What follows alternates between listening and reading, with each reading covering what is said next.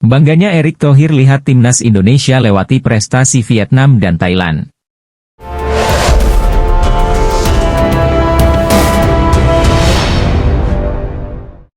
Ketua Umum PSSI, Erick Thohir, optimis timnas Indonesia mendapatkan hasil maksimal.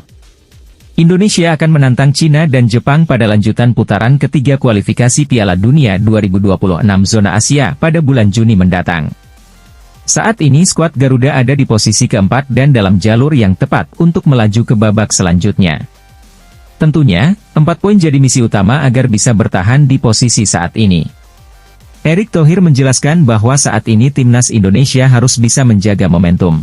Menurutnya, pasca tragedi Kanjuruhan akhirnya sepak bola tanah air bisa bangkit. Bahkan, mereka sekarang dalam misi untuk membidik ke Piala Dunia 2026. 2 tahun lalu setelah tragedi Kanjuruhan kita tidak pernah memiliki kesempatan ini. Ini terjadi karena terima kasih kepada Tuhan dan juga momentumnya, kata Erick Thohir dilansir bolasport.com dari kanal THYW.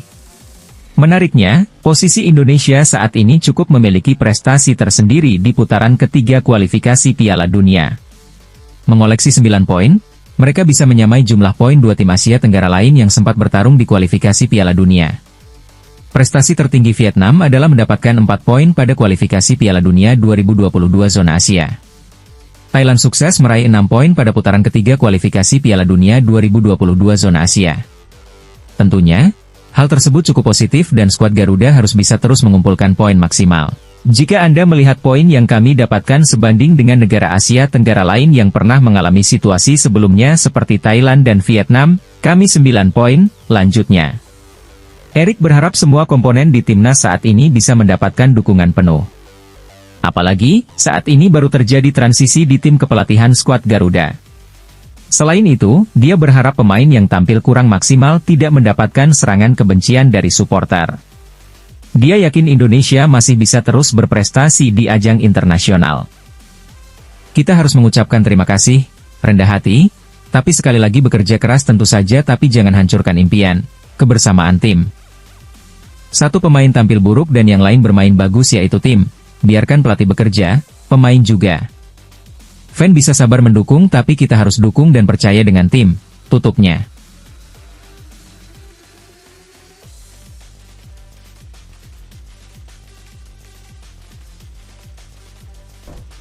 Menteri Pemuda dan Olahraga, Menpora, Dito Aryo Tejo menyatakan bahwa Persatuan Sepak Bola Seluruh Indonesia, PSSI, mendapatkan anggaran terbesar dari kementeriannya.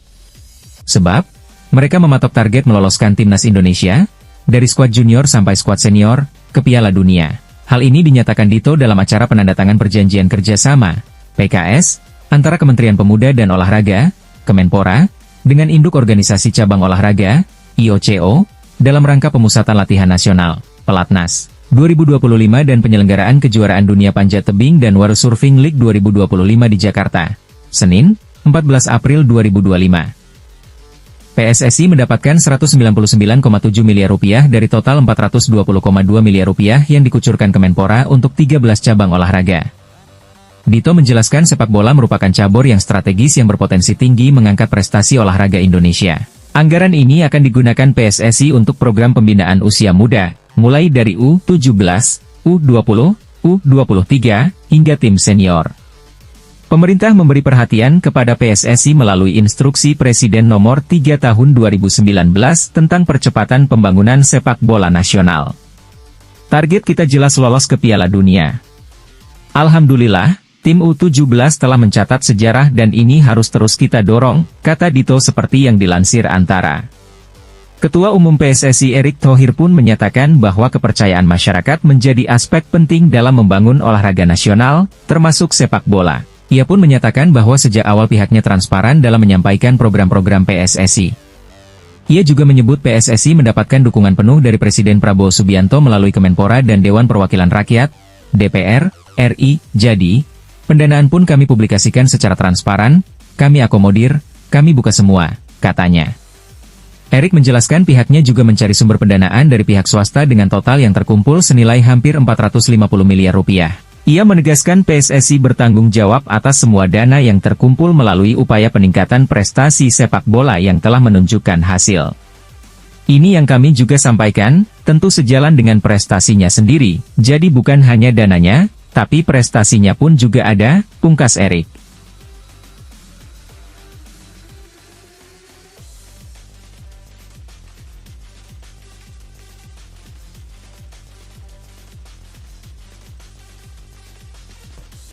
Bukan Tristan Goijer, pelatih timnas Indonesia, Patrick Kluivert, ternyata inginkan pemain ini untuk dinaturalisasi.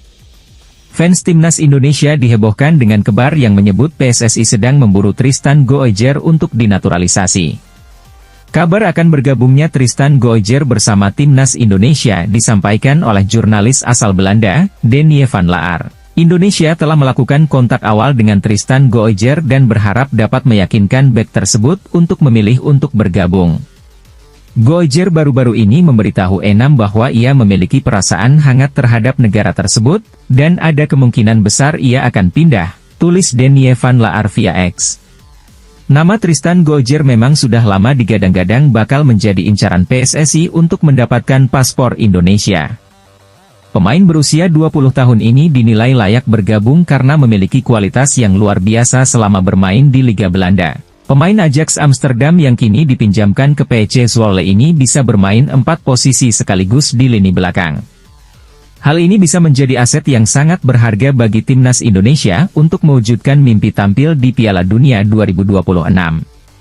Beberapa waktu lalu, Tristan Goijer menyatakan bahwa selalu menghormati timnas Indonesia dan tidak menutup kemungkinan bergabung. Saya sangat menghormati cara sepak bola di Indonesia dan saya melihat perkembangan yang dialami tim nasional. Saya tidak menutup kemungkinan untuk masa depan, katanya via Voetbal Premier. Meski demikian, Patrick Kluivert ternyata memiliki satu pemain yang sangat ingin dinaturalisasi tetapi belum terwujud. Sosok tersebut adalah Pascal Stuici yang saat ini memperkuat Leeds United di Champions Inggris. Hal ini diungkapkan oleh Patrick Kluivert saat ditanya wartawan saat dirinya berada di Belanda. Saya belum tahu apakah saya bisa memberitahu Anda, tetapi saya sudah berbicara dengan sejumlah pemain yang bisa dinaturalisasi, kata Kluivert pada media Belanda, Nieuwsblad. Saya sedang sibuk dengan itu, waktu itu ada Jairo Riedewald, namun sedikit sulit, sekarang prioritas kami ada pada Pascal Struij, sambung Patrick Kluivert. Jika semua berjalan dengan apa yang kita rencanakan, kami ingin menaturalisasi secepat mungkin, tegasnya.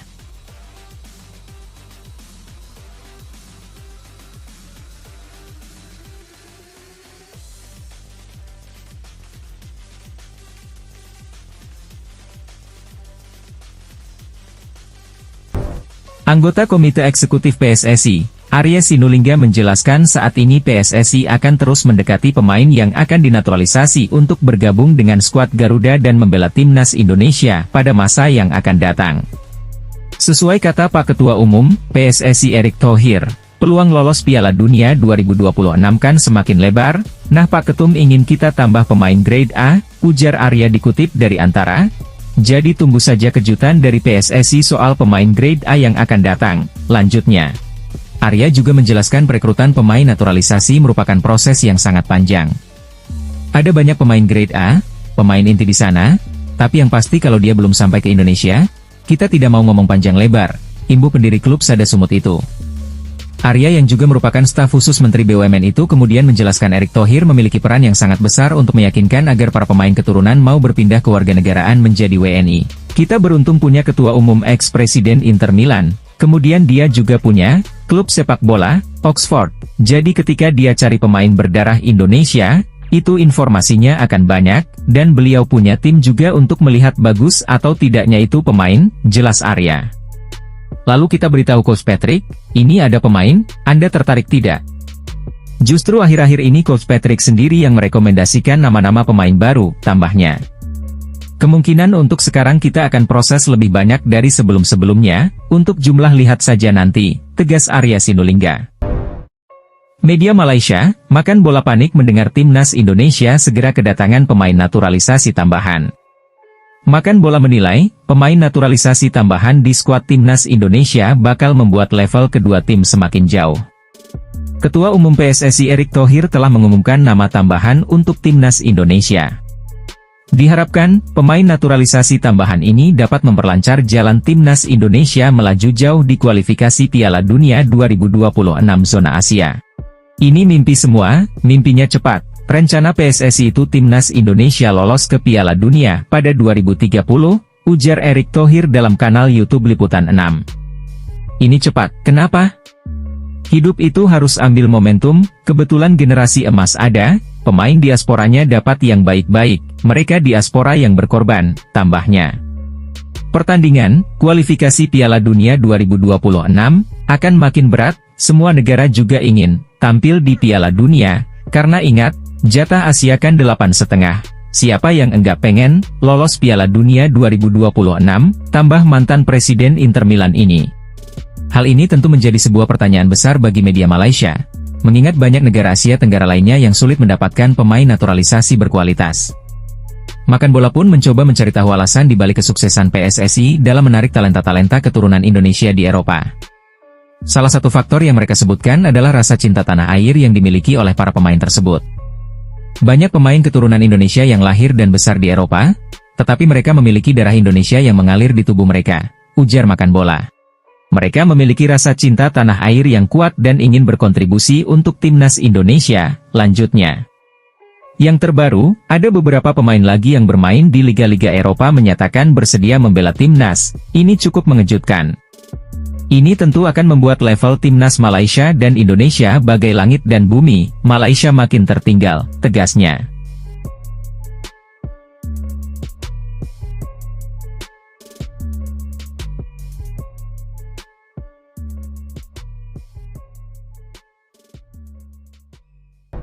Erick Thohir memberikan update terbaru mengenai naturalisasi pemain untuk timnas Indonesia.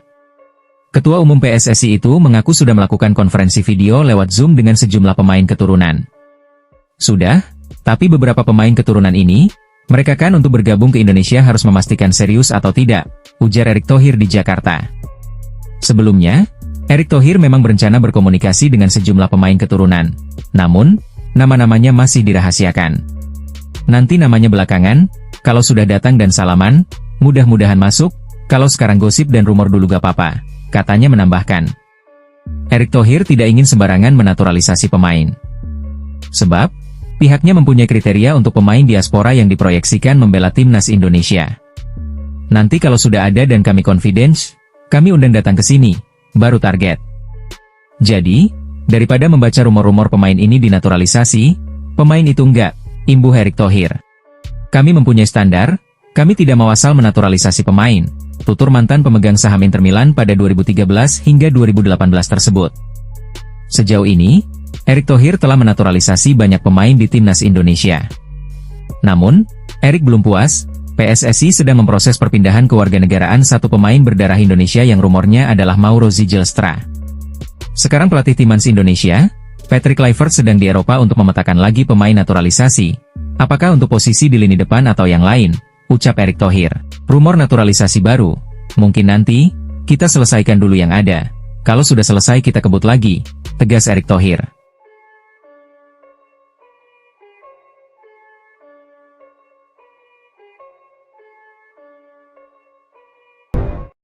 Media Thailand, Thairat Sport yakin timnas Indonesia bisa meraih hasil baik ketika melawan Cina dan Jepang pada bulan Juni mendatang. Seperti yang diketahui, timnas Indonesia akan melakoni laga melawan Cina dan Jepang di lanjutan kualifikasi Piala Dunia 2026. Media Thailand sendiri sangat yakin timnas Indonesia bisa mengalahkan Cina dan imbangi Jepang dengan kekuatan skuad yang sekarang. Menurutnya, timnas Indonesia memiliki gaya permainan dan skuad yang seimbang dengan rivalnya tersebut. Saya selalu melihat perkembangan Indonesia setelah pertandingan di kualifikasi Piala Dunia dan dengan pelatih serta staf yang baru, tutur Thairat Sport. Indonesia memang sedang melakukan progres yang cukup gila untuk menjadi yang terbaik, saya rasa semua harus mengakuinya, lanjutnya. Kita akan lihat pertandingan Indonesia melawan Cina dan Jepang, saya rasa Indonesia akan mendapatkan hasil yang baik di pertandingan tersebut, apalagi adanya beberapa nama baru di dalam skuad Indonesia, lanjut media tersebut. Jika Indonesia menambah pemain naturalisasi baru, maka kekuatan itu akan semakin sempurna, lanjut Thairat Sport. Meski begitu, Kairat Sport memberi peringatan untuk Indonesia agar tak memandang remeh Cina dan Jepang. Ia lalu memberikan satu syarat agar timnas Indonesia bisa meraih hasil positif nantinya, syarat tersebut yakni dengan melakukan persiapan sebaik mungkin. Namun Cina dan Jepang juga merupakan tim yang sangat bagus, Jepang belum terkalahkan, Indonesia harus mempersiapkan diri dengan baik untuk pertandingan round 3 ini, tegasnya. Manchester United akan melawan ASEAN All-Stars dalam turnya ke Malaysia. Bek timnas Indonesia, Jay Itzes, diharapkan ikut dan jadi kapten melawan Setan Merah. Manchester United akan menggelar tur pramusim ke Malaysia pada 28 Mei mendatang. Skuad Ruben Amorim akan melawan tim ASEAN All-Star di Stadion Nasional Bukit Jalil, Kuala Lumpur. Skuad ASEAN All-Star saat ini belum jelas. Namun, AFF memastikan skuadnya berasal dari 12 anggota AFF, yang akan dipimpin pelatih Vietnam, Kim Sang-sik. Situasi itu memunculkan nama Jay Itzes. Bek timnas Indonesia itu diharapkan bisa ikut main, bahkan memimpin tim ASEAN All-Stars melawan raksasa Premier League itu. Pakar sepak bola Astro Arena, KS Sundaresan, menilai Jay Itzes cocok memimpin ASEAN All-Stars. Menurutnya, dibutuhkan pemain berkelas dunia untuk mengadang penyerang Manchester United. Jay Itzes saat ini memang bermain di Serie A bersama Venezia. Musim ini, Jay Itzes banyak melawan penyerang top di Serie A. Di timnas Indonesia, Jay Itzes juga sudah didapuk menjadi kapten. Jay Itzes bisa memimpin tim Garuda bersaing di kualifikasi Piala Dunia 2026 zona Asia. Apakah Jay Itzes bisa bermain di klub ASEAN All-Stars saat melawan Manchester United? Baik, kita nantikan. Profil Givay Roreat, pemain Feyenoord Rotterdam yang bisa jadi pilihan timnas Indonesia akan diulas dalam video ini. Pemain-pemain keturunan Indonesia yang berlaga di benua Eropa memang tengah menarik perhatian publik sepak bola tanah air. Bahkan, Federasi Sepak Bola Indonesia, PSSI, dan pelatih timnas Indonesia, Patrick Kluivert tertarik terus membidik pemain keturunan agar bisa dinaturalisasi. Dalam kurun waktu beberapa minggu kebelakang, sudah ada banyak pemain yang dinaturalisasi oleh PSSI. Berikut profil Givay Roreat, pemain Feyenoord Rotterdam keturunan Indonesia, Suriname, dan Belanda yang mungkin bisa jadi pilihan timnas Indonesia. Givay Roreat merupakan pemain berposisi bek kanan yang saat ini membela klub Liga Belanda, Feyenoord Rotterdam. Ia lahir di Amsterdam, Belanda, pada 2 Juni 2006 yang artinya ia masih berumur 18 tahun. Pemain yang mempunyai kaki dominan kanan ini, rupanya memiliki darah keturunan Indonesia, namun garis keturunan Givay belum jelas. Menurut rumor yang beredar, Givay Roreat memiliki garis keturunan Indonesia, Suriname dan Belanda, tulis Indonesia Abroad. Namun belum diketahui secara pasti dari pihak mana garis keturunan Givay Roreat, lanjutnya. Ia mempunyai segudang potensi yang bisa dimaksimalkan bersama timnas Indonesia jika resmi dinaturalisasi. Potensi Givay Roreat untuk langsung menjadi andalan skuad Garuda terbuka lebar. Terlebih, ia sudah mempunyai pengalaman bermain di level tertinggi sepak bola Eropa. Market value Givay sendiri telah mencapai 208,58 miliar di usianya yang baru 18 tahun. Ini tentu akan menjadi pemain dengan market value tertinggi di timnas Indonesia jika sudah resmi menjadi WNI. Pemain yang memiliki tinggi badan 175 cm tersebut sudah bermain sebanyak 20 penampilan dan mampu mencetak 7 assist bersama Feyenoord Rotterdam. Ia juga sudah tampil sebanyak 15 kali bersama timnas Belanda U19 dan 6 kali penampilan bersama timnas Belanda U17. Mungkinkah Givay Roreat memilih Indonesia atau tetap ingin berjuang masuk skuad utama timnas Belanda?